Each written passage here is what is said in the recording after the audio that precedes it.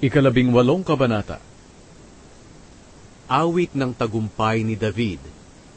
Iniibig ko kayo, Panginoon. Kayo ang aking kalakasan. Panginoon, kayo ang aking matibay na batong kanlungan at pananggalang. Kayo ang aking tagapagligtas na nag-iingat sa akin. Karapat-dapat kayong purihin, Panginoon, dahil kapag tumatawag ako sa inyo, inililigtas niyo ako sa mga kalaban ko.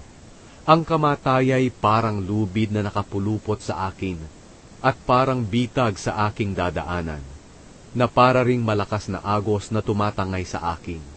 Kinakabahan ako. Humingi ako ng tulong sa inyo, Panginoon kong Diyos, at pinakinggan niyo ang panalangin ko sa inyong templo. Nagalit kayo at lumindol, maging ang pundasyon ng mga bundok ay nayanig.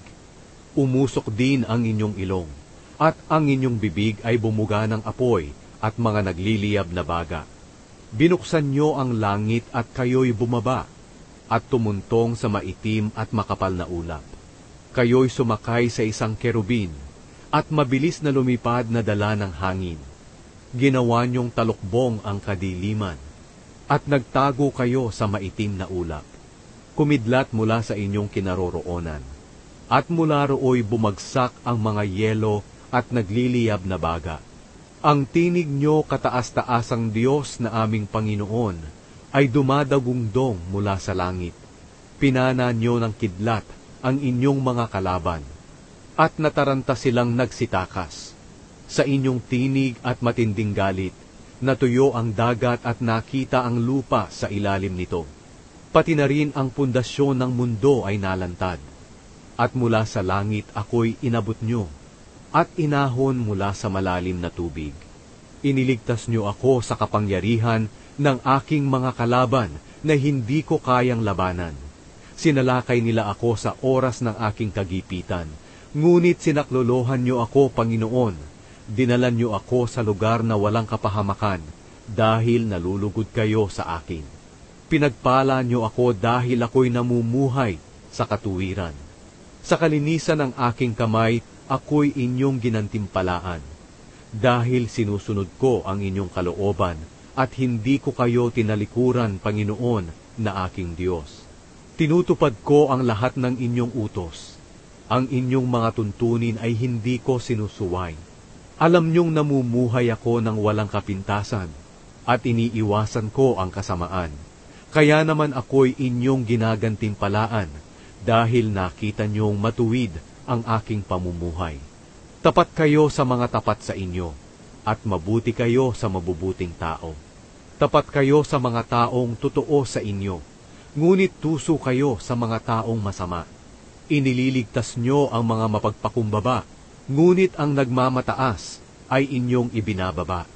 Panginoon kong Diyos, kayo ang nagbibigay sa akin ng liwanag.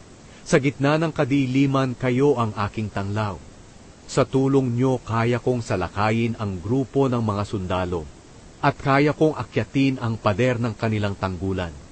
Ang pamamaraan nyo, O Diyos, ay walang kamalian. Ang inyong mga salita ay maaasahan.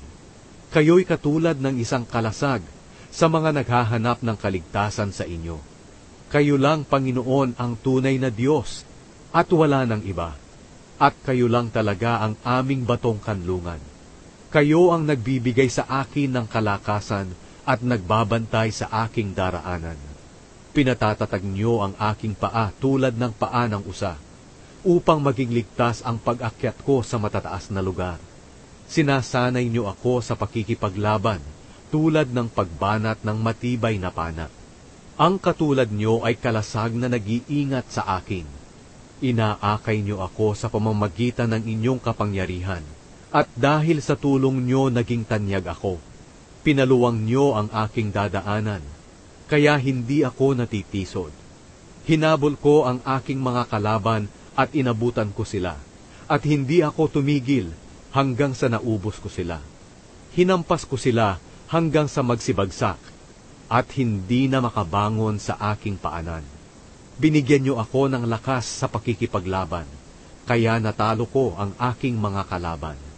Dahil sa inyo umatras ang aking mga kaaway na may galit sa akin, at sila'y pinatay ko.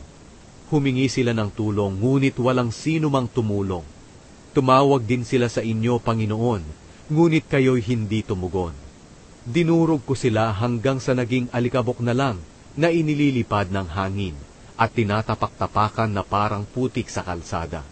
Ako'y iniligtas nyo sa mga rebelde at ginawa nyo akong pinuno ng maraming bansa. Kahit ako'y hindi nila kilala, pinaglingkuran nila ako. Yumuyukod sila sa aking harapan. Naririnig pa lang nila ang tungkol sa akin, sumusunod agad sila sa utos ko. Nawawalan sila ng lakas ng loob, kaya lumalabas sila sa kanilang pinagtataguan na nanginginig sa takot. Buhay kayo, Panginoon! Karapat-dapat kayong purihin at dakilain. O Diyos na aking batong kanlungan at tagapagligtas, pinaghigantihan nyo ang aking mga kaaway, at ipinasailalim mo ang mga bansa sa aking kapangyarihan. Inililigtas nyo ako sa mararahas kong kalaban, at pinagtagumpay nyo ako sa kanila. Kaya pararangalan ko kayo sa mga bansa. O Panginoon, aawitan ko kayo ng mga papuri. Sa hinirang niyong hari ay nagbigay kayo ng maraming tagumpay. Ang inyong pagmamahal ay ipinadaman niyo kay David at sa kanyang lahi magpakailanman.